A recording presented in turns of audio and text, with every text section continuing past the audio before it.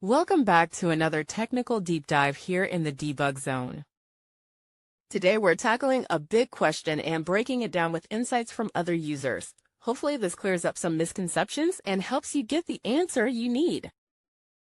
So buckle up, stay a little curious, and let's jump right in.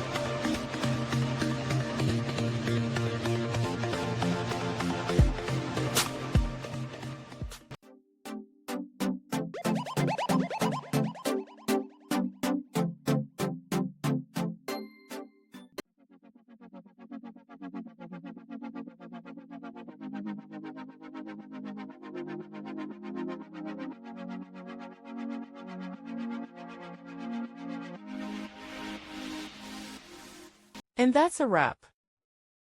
I hope you found the answer you were looking for. If you did, take a second to hit that subscribe button. It really helps out.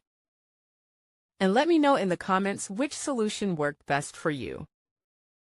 See you next time in the debug zone.